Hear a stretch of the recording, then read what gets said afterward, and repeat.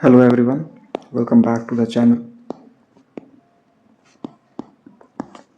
मेरा नाम अनुभव शुक्ला है और ये है part 3 of decoding section 11 of CPC, that is res judicata. हमने लास्ट के 2 वीडियोस में हमने फर्स्ट वीडियो में एक आउटलाइन क्रिएट कर ली थी, जहाँ पर मैंने रेस जुडिकाटा का एक आपको सिंपल एंड प्लेन मीनिंग समझाया था। Now in the second video मैंने वहाँ पर पॉलिसीज़ डिस्कस की थी कि रेस जुडिकाटा के लिए क्या पॉलिसी है। पब्लिक पॉलिसी मैंने उसमें डिस्कस की, प्राइवेट पॉलिसी भी मैंने उसमें डिस्कस की थी, और साथ ही साथ हमने इन डिटेल कुछ एलिमेंट्स को भी डिस्कस किया था रेस जुडिकाटा के। प्लस उसी के साथ जो हमारा एक डिटेल डिस्कशन था वो एक फॉर्मर सूट और सब्सिक्वेंट सूट को लेके था, और हमने ये भी समझा था कि फॉर्मर सूट और सब्सिक्वेंट सूट को समझना इम्पॉर्टेंट क्यों होता है। और मैंने उसमें आपको बताया था क्योंकि जो सब्सिक्वेंट सूट जो फाइल होता है, अगर उसके पहले कोई भी एक फॉर्मर सूट है और वो डिसाइड हो चुका है between the parties, then in that case former suit जो डिसाइड हो चुका है, फाइनली हर्ड एंड डिसाइडेड, उसका जो भी मैटर इन इशू है, या फिर कह सकते हैं title and all the other condition which are mention in section 11 of CPC, अगर ये सारी कंडीशन फुलफिल हो जाती है तो हम कहते हैं कि सेक्शन 11 बार करेगा सब्सिक्वेंट सूट को।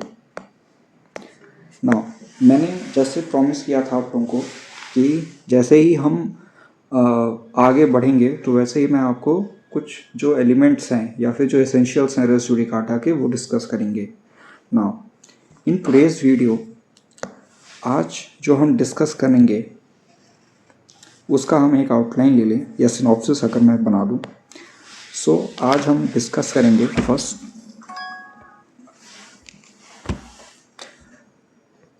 एसेंशियल्स प्लस जो एलिमेंट्स हैं उनकी मीनिंग प्लस एग्जाम्पल्स को। फिर हमारा जो सेकंड होगा आज का एम वो होगा बेयर एक्ट को रीड करना, सिर्फ मेन पैराग्राफ को सेक्शन 11 के, क्योंकि कम से कम नहीं, अभी मुझे ऐसा लग रहा है कि अगर मैं आपको सारा का सारा एक साथ अगर मैं आपको बता दूंगा तो कहीं ना कहीं आप भी कंफ्यूज हो जाएंगे, प्लस वीडियो भी बहुत लंबी हो जाएगी, जिसके चलते आप लोगों का हो सकता है मन भी ना लगे उस चीज़ को देखने के लिए। So it is better to make it in a part wise and in a systematic way, so that आपको कोई कन्फ्यूजन ना हो। और साथ ही साथ अगर आपको कोई पार्ट देखना हो, स्पेशली लाइक एक्सप्लेनेशन 8 का या फिर एक्सप्लेनेशन 4 जो है जो कंस्ट्रक्टिव रेस जुडिकाटा की बात करता है, तो क्या होगा, एक सिस्टमैटिक वे क्रिएट हो जाएगा, जिसके चलते हम या और भी जो व्यूअर्स हैं वो ईज़िली उसको वॉच कर सकते हैं। और मेरी टीम काम कर रही है उस प्लेलिस्ट को भी बनाने के लिए। So please like share and subscribe the channel, और प्लीज़ कमेंट करके बताइए अगर कोई सजेशन या फिर जो इम्प्रोवाइजेशन हम लोग कर सकते हैं अपने वीडियोज़ के में। सो नाउ अगर आज का मैं पहला अगर अपना चालू करूं जो है एसेंशियल को लेके, तो उससे पहले हम एक बार बेयर एक्ट को रीड करते हैं। नाउ अगर बेयर एक्ट हम रीड करें, सो बेयर एक्ट में आप देखेंगे कि लिखा हुआ है सेक्शन 11 रेस जुडिकाटा। नाउ ये तो आपकी मार्जिनल हेडिंग होती है,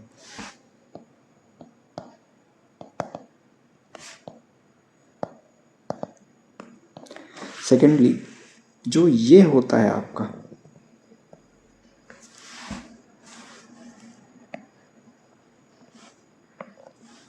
ये आपका मेन बॉडी होता है। नाउ किसी भी लॉ को जब हम पढ़ते हैं तो हम उसको इन इट्स इंटायरिटी पढ़ते हैं, हम उसको कभी भी ब्रेक नहीं करते हैं। नाउ आज की वीडियो में ये ज़रूर है कि मैं पूरी जो सेक्शन 11 है मैं उसको इन इट्स इंटायरिटी नहीं पढ़ रहा हूँ, क्योंकि उसको तो मैं आगे भी फर्दर डिस्कस करूँगा। But as a interpretation of statutes मैं आपको ये बता दूँ कि कोई भी लॉ को या फिर कोई भी सेक्शन को जब हम पढ़ते हैं तो उसको हम इन इट्स इंटायरिटी पढ़ते हैं। नो, अब अगर मैं आज जो है इसको स्टार्ट करूँ, सो आप देखेंगे कि जो इसकी मेन बॉडी है, मेन बॉडी में की जो स्टार्टिंग है वो स्टार्ट होता है नो से, नो कोड। ना इस नो का इम्प्लीकेशन क्या होगा ये भी हम जानेंगे। देखिए जो यहाँ पर टर्म लिखा है या जो ये वर्ड लिखा हुआ है नो, देखिए नो एक प्रोहिबिशन बता रहा है। प्रोहिबिशन किस चीज़ का वो बता रहा है? प्रोहिबिशन वो ये बता रहा है कि no court shall try any suit or issue, इसको यहीं तक पढ़िए। अब सो ये नो का जो इम्प्लीकेशन है वो किसको है? ये प्रोहिबिट कर रहा है कोर्ट को, ये पार्टीज को प्रोहिबिट नहीं कर रहा है। और ये पार्टीज को प्रोहिबिट क्यों नहीं कर रहा है, इसके पीछे भी एक रीज़न है। बट उसके पहले इंटरप्रिटेशन ऑफ स्टैट्यूट्स में जब भी कहीं पे नो लिखा होता है सो हम उस सेक्शन को एक स्ट्रिक्ट इंटरप्रिटेशन देते हैं, क्योंकि लेजिस्लेचर जो है, हम लेजिस्लेचर जो है ये इंटेंट हम अपने अंदर लाते हैं, या फिर हम ये मानते हैं कि जो लेजिस्लेटिव इंटेंट है इसको प्रोहिबिशन बनाने का, तो इसके पीछे कहीं ना कहीं पॉलिसीज़ को लेके था। इसीलिए यहाँ पे लिखा हुआ है no court shall try. Now अब इसका जब स्ट्रिक्ट इंटरप्रिटेशन है तो इसका स्ट्रिक्ट इंटरप्रिटेशन का इम्प्लीकेशन क्या हुआ कि कोई भी कोर्ट जो है किसी भी सूट या इशू को जो है वो नहीं सुनेगा या फिर उसको ट्राई नहीं करेगा। ट्राई करना इन द सेंस उस पर एविडेंसेस नहीं रिकॉर्ड होंगे। सो ये इम्प्लीकेशन हमारे नो का निकलता है। अब इसका अगर मैं एक सम करूं, so no has to be given a strict interpretation,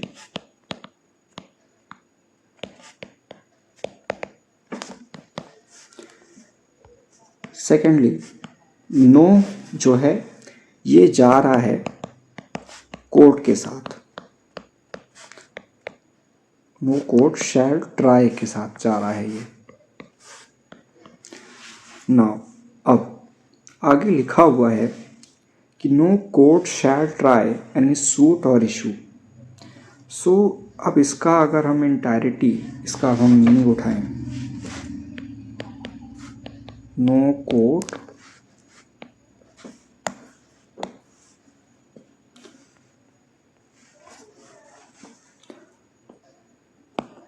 court shall try.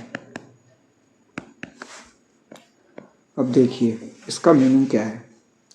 इसका मीनिंग ये है कि ये जो है नो कोर्ट शैल ट्राई, ये कॉग्निजेंस को नहीं बार कर रहा है। अगर आप देखिए कॉग्निजेंस का मीनिंग होता है टू टेक जुडिशियल नोटिस। अगर आप CRPC में सेक्शन 190 पढ़ेंगे तो वहाँ पे लिखा है कि जो कॉग्निजेंस होगा वो 3 चीज़ों पे लिया जा सकता है। सो सेम मैनर में हम यहाँ पर सिविल में ये समझेंगे कि जो एक नो कोर्ट शैल ट्राई है तो ये कॉग्निजेंस पे बार नहीं कर रहा है। अब तो ये किस पे बार कर रहा है, देखिए किसी भी सूट में जब भी कोई एक सूट फाइल होता है, अगर एक हम एग्जांपल लें, A has filed a suit against B, ये एक फॉर्मर सूट है, ये सूट डिसमिस हो जाता है, plus heard and finally decide होता है ये।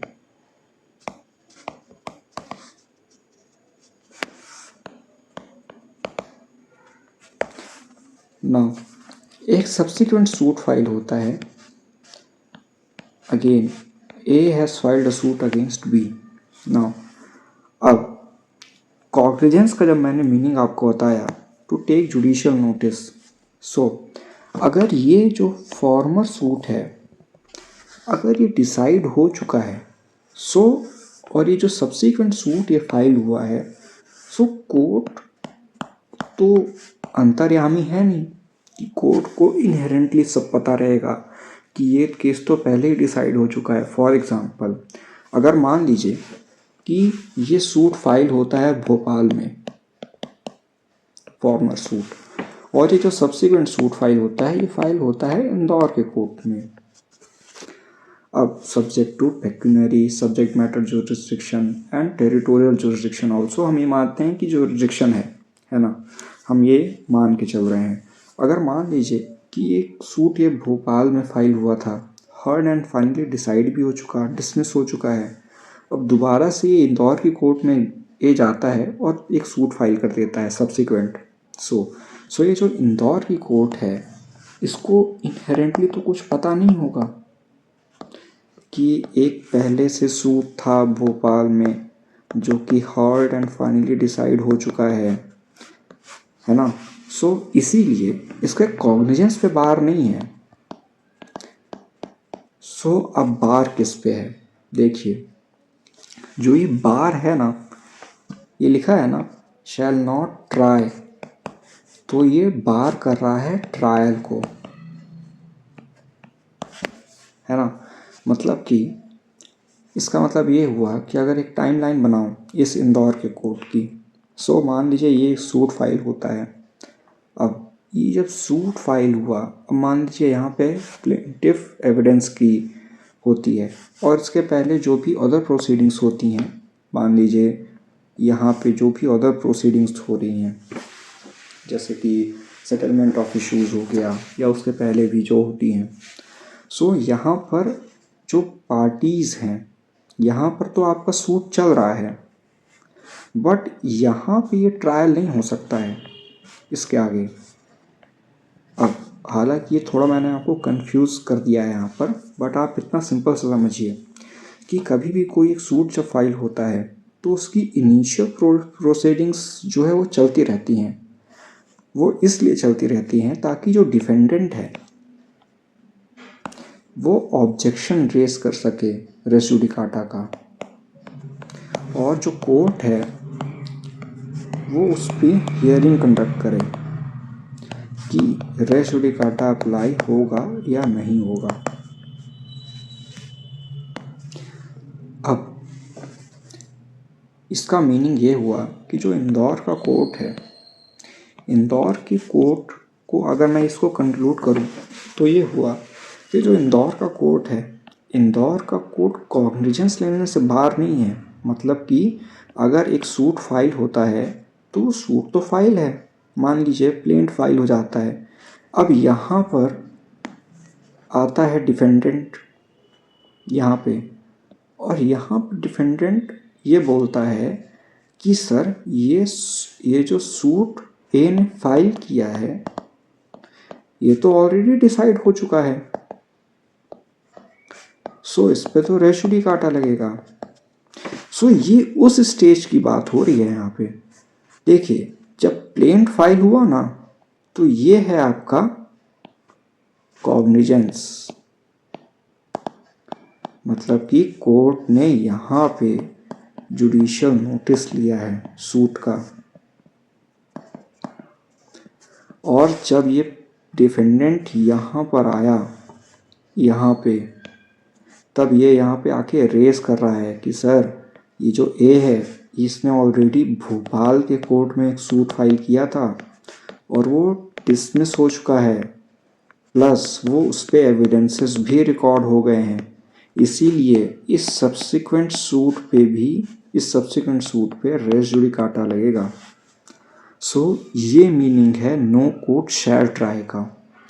अब यहाँ पर इसका देखिए, लेजिस्लेचर को ये बहुत अवेयर था कि कोई भी जो कोर्ट है, अगर मान लीजिए, क्योंकि कोर्ट तो बहुत जगह इस्टेब्लिश हो सकता है, अगर मैं यहाँ पे एक स्क्वायर बनाऊँ, सो यहाँ पर मान लीजिए ये एक कोर्ट है, यहाँ पे एक कोर्ट है, यहाँ पे एक कोर्ट है, यहाँ पे कोर्ट है, यहाँ पे कोर्ट है, बहुत जगह जगह कोर्ट्स हैं। सो लेजिस्लेचर को कैसे पता, तो लेजिस्लेचर को ये तो पता था कि पार्टीज इतनी चालाक होंगी कि अगर यहाँ से उसका सूट डिसमिस हो जाता है या फिर जो भी डिसीजन आता है, अगर मान लेते हैं यहाँ पे सूट अगर उसका डिसमिस हो गया, सो ये अगर मान लो इस कोर्ट के पास भी जुरिसडिक्शन हुआ तो ये यहाँ पे भी जाके फाइल कर देगा सूट। तो जुडिशल नोटिस तो ऑलरेडी ये वाला कोर्ट जो है, ये जो कोर्ट नंबर 2 है, ये तो ऑलरेडी कॉग्निजेंस ले चुका होगा उस सूट का। सो यहाँ पे जब लेजिस्लेचर को अब ये पता था कि कॉग्निजेंस जब पहले ही ले लेगा और इसको पता तो नहीं रहेगा कोर्ट 2 को कि जो है ऑलरेडी एक सूट डिसाइड हो चुका है। सो यहाँ पर जब ये डिफेंडेंट आएगा ना, तब वो ये प्ली रेज करेगा कि सर रेस जुडिकाटा लगेगा क्योंकि ये सब्सिक्वेंट सूट है। ये मीनिंग है और इम्प्लीकेशन है नो कोर्ट शैल ट्राई का। अब इसी के साथ हम आगे बढ़ें। सो अब हम सेकेंड उस पर चलते हैं। अब लिखा है कि in which the matter is directly and substantially an issue has been directly and substantially an issue in a former suit। इसको आप थोड़ी देर के लिए जो है साइड इसको रखते हैं। अब उसके पहले भी एक और चीज़ हम समझते हैं, suit or issue. Suit or issue है क्या, देखिए इसका एक एग्जांपल लेता हूँ, बहुत easy. A has filed a suit against B for recovery of possession of immovable property। अब ये सूट है। नाउ अब ये सूट डिसमिस हो जाता है, ये फॉर्मर सूट है। सेकेंड, इसी में A has filed a suit against B, this is a subsequent suit for recovery of possession of an immovable property। अब जब यहाँ पर ये जो सेम है, तो यहाँ पर भी प्रॉपर्टी है, सब्जेक्ट मैटर भी यहाँ पर सेम है, पार्टीज भी यहाँ पर सेम है ना। सो ये होता है सूट जुडिकाटा।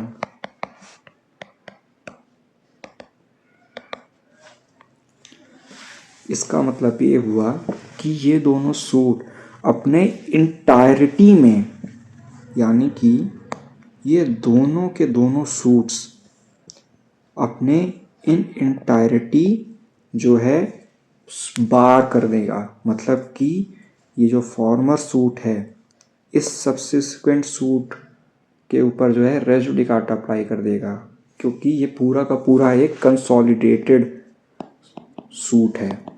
मतलब कि यहाँ पर जो इसमें इश्यूज बने होंगे वो सारे के सारे इशू जो फॉर्मर सूट में थे, वो सारे के सारे इशू सब्सिक्वेंट सूट में भी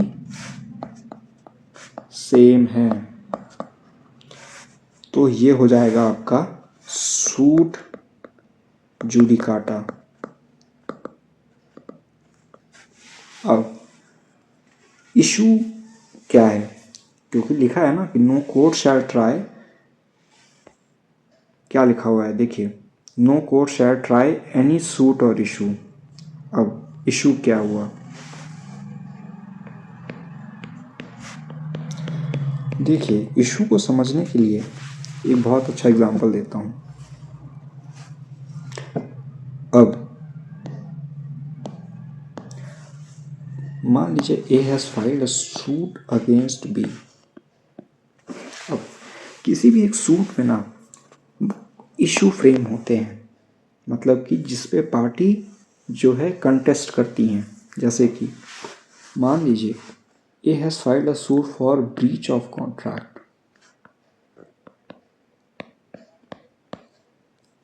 है ना। सो यहाँ पर मान लीजिए एक इशू आता है कि क्या एग्जिस्टेंस ऑफ कॉन्ट्रैक्ट था।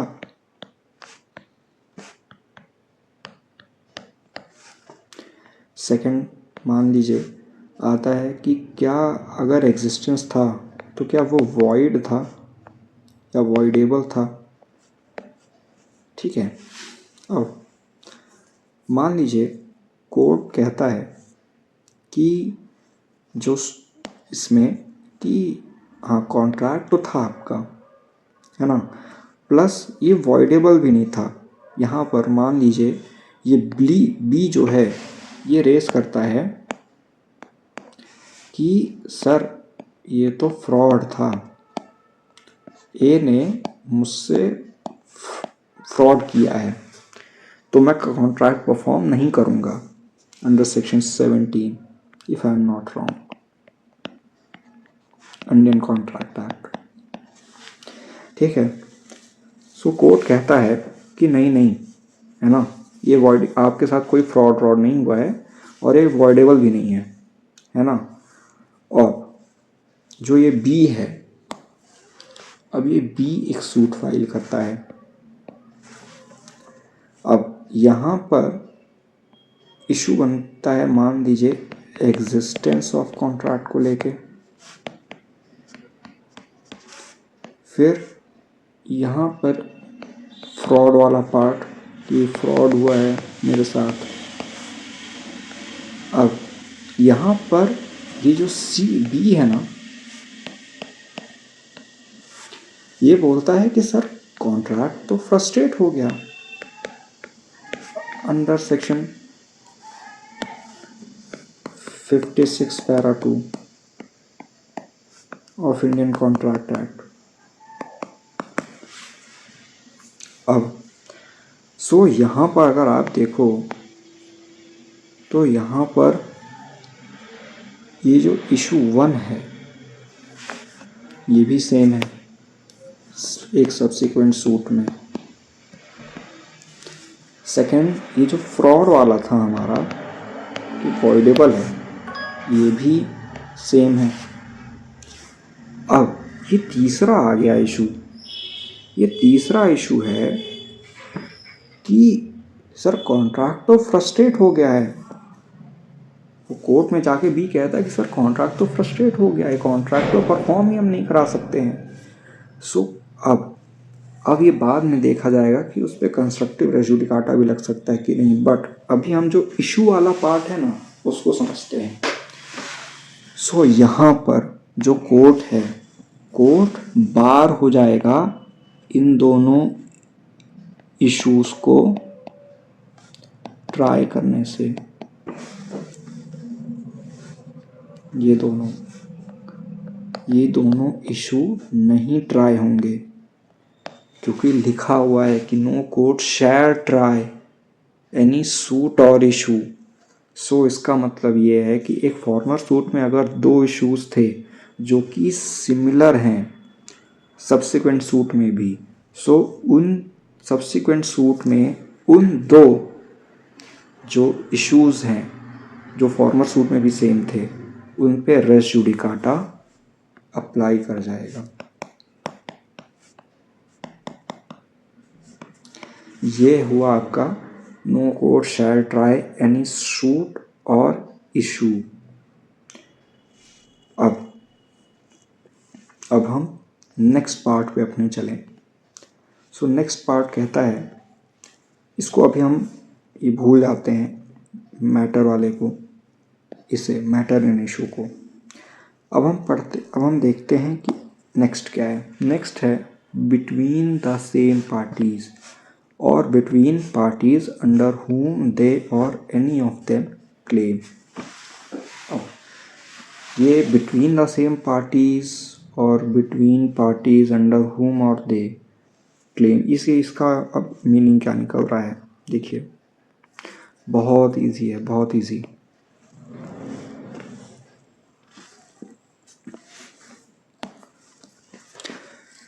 अब हम पहले देखते हैं बिटवीन द सेम पार्टीज। देखिए इसका एग्जांपल लेते हैं। A has filed a suit against B and C. Now इस सूट में ना B और C का कोई भी कन्फ्लिक्ट नहीं है आपस में,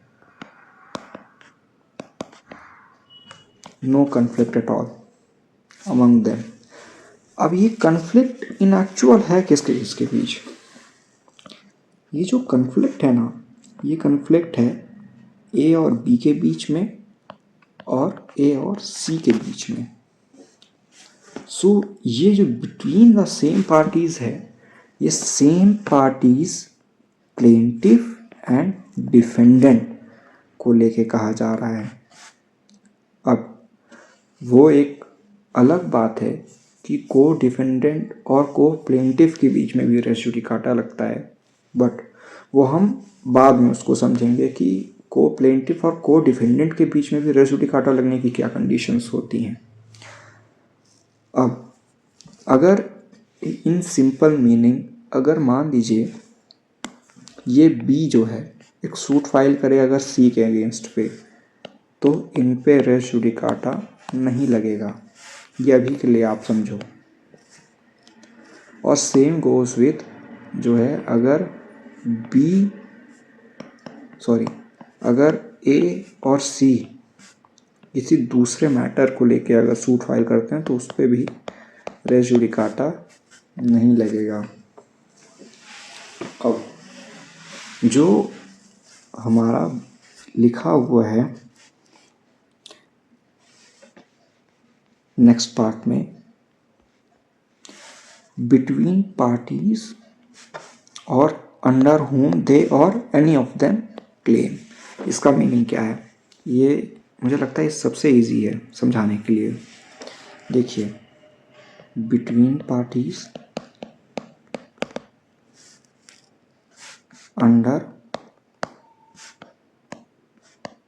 whom और दे क्लेम, ऐसा ही कुछ लिखा हुआ है ना। ये बिटवीन पार्टीज जो है ना, ये फॉर्मर सूट की बात हो रही है यहाँ पे, फॉर्मर सूट की। और ये जो पार्ट है अंडर whom वाला, ये बात हो रही है सब्सिक्वेंट सूट की। अगर आप तकवानी पढ़ेंगे वहाँ पे भी उन्होंने ऐसा सेम समझा रखा है। अब इसका एक एग्जांपल लेते हैं, बहुत इजी। एक फॉर्मर सूट है, A has filed a suit against B for recovery of possession of an immovable property, है ना। Now the suit is decided, the suit is decided, और हम ये मानते हैं ये जो सूट डिसाइड हुआ है ये बिफोर एज डेथ हुआ है।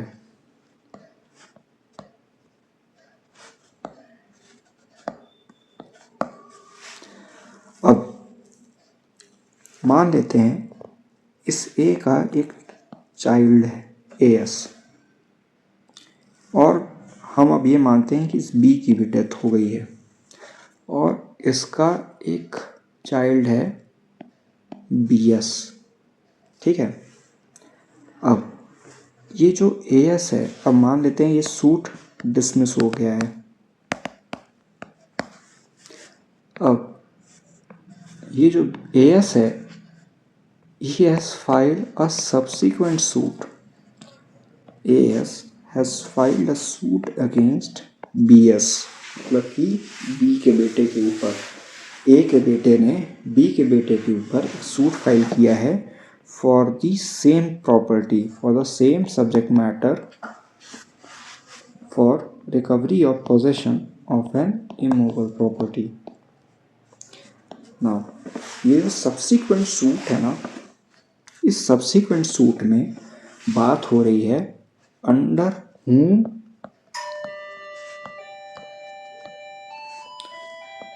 they और क्लेमिंग, जो भी लिखा हो वहाँ पे, बट ये उस लेटर पार्ट की बात हो रही है। मतलब कि A और B का जो सूट था, जब वो डिसाइड हो चुका है इन दोनों के बीच में, तो यहाँ पर जो है उसकी डेथ के पहले जब ये सूट डिसाइड हो गया, सो ऑटोमेटिकली इसकी डेथ के बाद जो अगर ये प्रॉपर्टी है, तो उस प्रॉपर्टी का जो इंटरेस्ट डिवॉल्व होगा वो AS के ऊपर ही तो होगा। मतलब कि अगर एक प्रॉपर्टी है, एग्जांपल के तौर पे एक फादर है, फादर ने एक सूट फाइल किया था किसी एक्स के ऊपर, फादर की डेथ हो गई, सूट डिसमिस हो गया था। फादर जब जिंदा थे तभी सूट वो डिसाइड भी हो गया था। अब जो है जो इंटरेस्ट डिवोल्यूशन होता है, मतलब कि जो फादर का राइट था, वो राइट तो अब चाइल्ड के पास आ जाएगा, उस प्रॉपर्टी को भी लेके आ जाएगा, है ना। अब सो इसीलिए यहाँ पर आप देखोगे तो यहाँ पर जो ये राइट डिवॉल्व हुआ है AS के ऊपर, और ये जो BS के पास भी जो राइट डिवॉल्व हुआ है थ्रू B, सो यही तो है अंडर whom they और क्लेम। सो यहाँ पर ये जो बात होगी ये सब्सिक्वेंट सूट की ही बात होगी, अंडर whom और दे क्लेम, अंडर whom और दे क्लेम के बीच में। नाउ अब यहीं पे एक हम सेकेंड एग्जांपल लेते हैं, इसको ये और अच्छे से आपको समझ में आएगा। मान लीजिए A has filed a suit against B, ठीक है। ये सूट डिक्रीड हो जाता है, and suit is for recovery of possession of N immovable property. Suit decreed हो जाता है, और ये जो सूट डिक्रीड हुआ, एक और था डिक्री।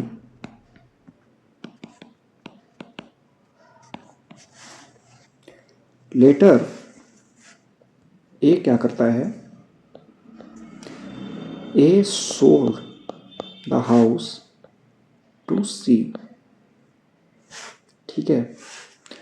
नाउ ये एक फॉर्मर सूट है। अब एक सब्सिक्वेंट सूट फाइल होता है bye B। B has filed a suit against C for recovery of possession of an immovable property.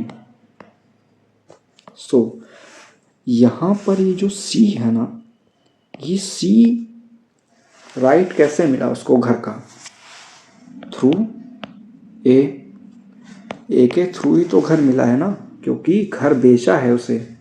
सो यहाँ पर जो राइट डिवॉल्व हुआ है वो बेचने के बाद हुआ है, और जो ए को राइट मिला था वो कोर्ट ने ऑलरेडी उसको डिसाइड करके दे दिया था, वो मैटर एडजुडिकेट हो चुका था। सो यहाँ पर भी होगा अंडर, सॉरी यहाँ पर होगा क्लेमिंग थ्रू हिम, मतलब कि C is claiming through ए। सो यहाँ पर भी रेस जुडिकाटा अप्लाई हो जाएगा if subject to the condition of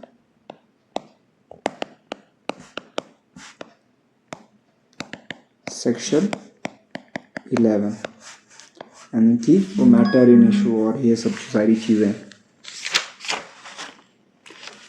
now अब litigating under the same title क्या है? अगर हम इसको आगे बढ़ें सो यहाँ पर लिखा हुआ है litigating under the same title. यहाँ पर जो मेन वर्ड है ना वो ये है सेम टाइटल। अब किसी भी सूट में हर एक पार्टी के पास ना टाइटल होता है। टाइटल का मीनिंग क्या है?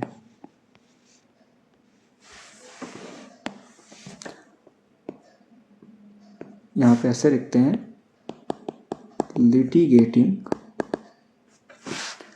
Under the same title. देखिए किसी भी एक सूट में मान ली A has filed a suit against B, ठीक है, और ये फॉर्मर सूट है। किसी भी सूट में ना ये पार्टीज कुछ टाइटल होता है इनके पास, जैसे कि ओनरशिप हो गया या फिर टेनेंसी राइट्स हो गए, है ना।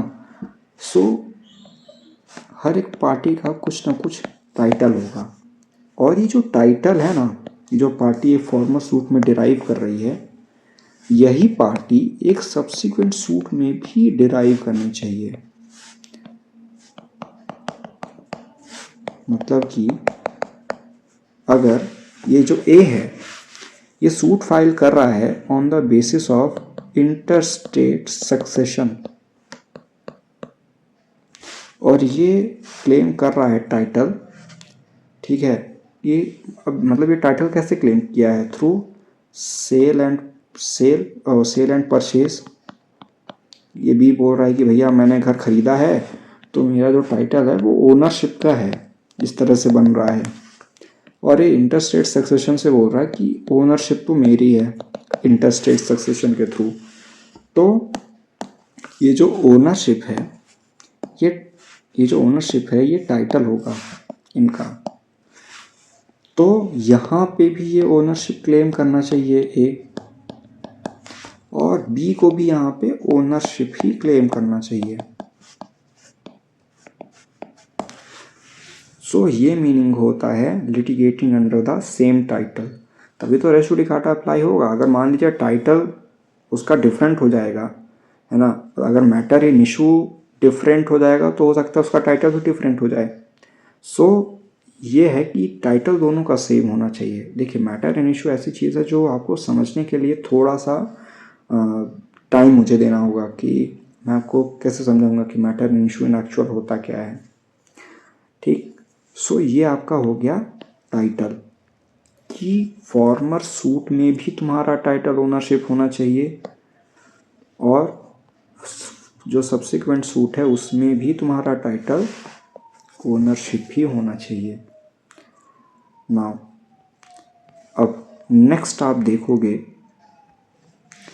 सो नेक्स्ट है court competent to try such subsequent suit or the suit in which such issue has been subsequently raised has been heard and finally decided by the court। अब ये जो बात हो रही है यहाँ पे कॉम्पिटेंट टू ट्राई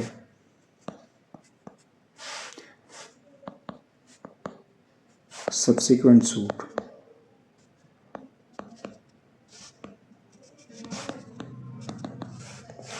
इसका मीनिंग क्या है? अरे बहुत सिंपल एग्जांपल है इसका एक।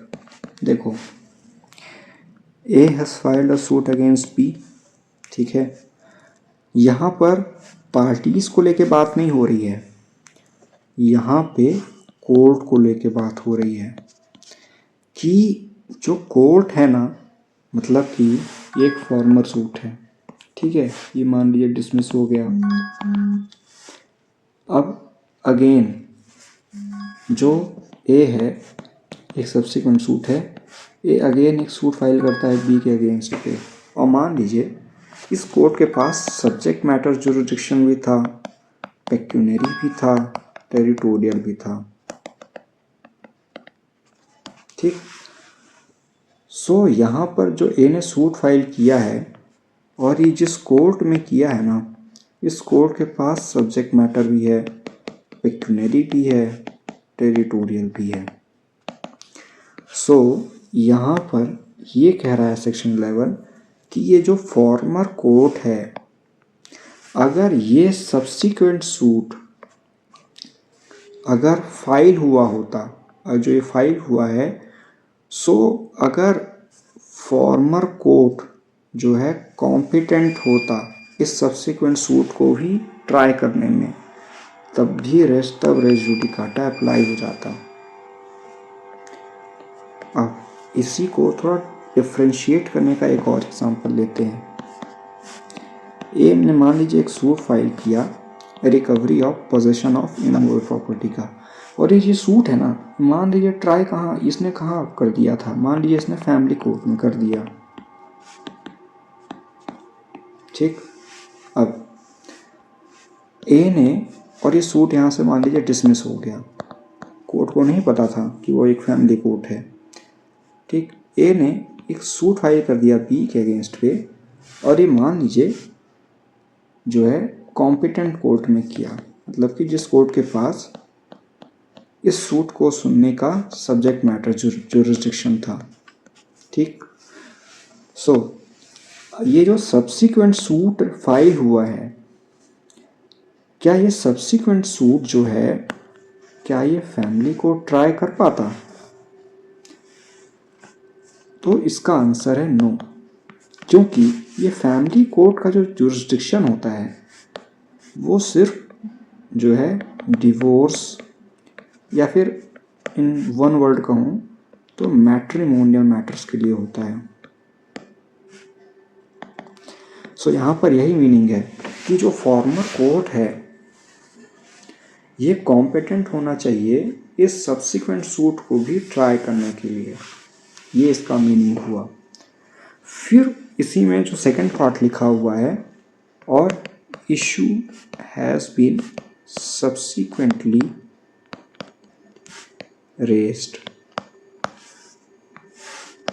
है ना। इसका जो कनेक्शन है वो एक्सप्लेनेशन 8 से भी है सीपीसी के, ठीक। इसका एक एग्जांपल लेते हैं। मान लीजिए 1980 पे 1980s पे एक सिविल जज के पास 3 लाख की पेक्यूनरी जुरिस्डिक्शन थी, ठीक है। अब अभी चल रहा है 2025, एंड पे हैं हम। नाउ 2025 पे ना जो सिविल जज के पास जुरिस्डिक्शन है वो मान लीजिए 10 लाख अबव है, ठीक। और जो डीजे है, मतलब कि जो डिस्ट्रिक्ट जज हैं, उनकी 1980 में थी 3 लाख से लेके 20 लाख रुपीस तक की जुरिस्डिक्शन। अब 2025 में उनके पास मान लेते हैं कि 20 लाख से मान लेते हैं 1 करोड़ तक की उनके पास जुरिस्डिक्शन है सुनने की किसी भी सूट में। अब मान लेते हैं एग्जांपल लेके कि 1970 में जो है ए ने एक सूट फाइल किया था अगेंस्ट बी इमूवेबल प्रॉपर्टी की, और इस इमूवेबल प्रॉपर्टी की जो वैल्यूएशन थी वो मान लीजिए 2.5 लाख रुपीस थी, ठीक। अब उस वक्त पे ये कोर्ट सिविल जज के पास था इसका जुरिस्डिक्शन, क्योंकि 3 लाख रुपए का तक का तो सूट वही फाइल सुन सकते थे, ठीक है, मतलब ऐसा नहीं है कि डिस्ट्रिक्ट जज भी नहीं सुन सकते, बट जो है जो कोर्ट ऑफ फर्स्ट इंस्टेंस होती है, तो कोर्ट ऑफ फर्स्ट इंस्टेंस तो यहाँ पे सिविल जज होते हैं। और ये मान लीजिए सूट डिसाइड हो चुका है, हर्ड एंड फाइनली डिसाइड हो चुका है। अब 2025 में, सॉरी यहाँ पे टी कर लेते हैं, और 2025 में ये जो ए है फिर से एक सूट फाइल करता है। अब इसकी वैल्यूएशन है 2 लाख करोड़ की, वो सॉरी 2 करोड़ की। सो यहाँ पर ये सेम हाउस भी है और सब कुछ सेम है, बस यहाँ पे ना ये वैल्यूएशन का डिफरेंस है। सो यहाँ पर एक्सप्लेनेशन 8 के थ्रू यहाँ पे रेज जुडिकाटा लग जाएगा। अब लिखा हुआ है कि the issue has been subsequently raised. इसका मतलब क्या है? इसका मतलब यही हुआ कि अगर मान लीजिए, अगर ये जो सूट है, अगर मान लीजिए 3.5 लाख रुपीज़ का होता और ये सिविल जज ने इसको सुन के डिसाइड कर दिया है, अगर आपने इस इशू को रेस कर दिया होता, सो ये सब्सिक्वेंट सूट नहीं फाइल हो सकता था। इसका सिंपल मीनिंग यही है कि अगर वो इशू रेज हो गया है, अगर वो इशू जो है सब्सिक्वेंटली रेज हो गया है, मतलब कि वो सब्सिक्वेंट सूट में उसे रेज कर दिया गया है, सो हम ये मान लेंगे कि जो है जो फॉर्मर कोर्ट है वो कॉम्पिटेंट भी था, प्लस वो सब्सिक्वेंटली रेज भी कर दिया गया था सब्सिक्वेंट सूट में, तो रेज जुडिकाटा अप्लाई हो जाएगा। क्योंकि अगर आपको कोई भी ऑब्जेक्शन रेज करना था तो उस ऑब्जेक्शन को आप एट दैट टाइम या फिर उस वक्त 1980 में जब वो एक सूट फाइल हुआ था तब आपको करना चाहिए था। इसका ये मीनिंग है। अब नेक्स्ट लिखा हुआ है हर्ड एंड फाइनली डिसाइडेड। इसका मीनिंग बहुत ही सिंपल है। इसका मीनिंग यही हुआ कि जो फॉर्मर कोर्ट है, फॉर्मर कोर्ट जो है ये डिसाइड कर चुका हो, फॉर्मर कोर्ट हैज़ हर्ड, और जो ये फॉर्मर कोर्ट है ना, इसने एविडेंस रिकॉर्ड किए हों,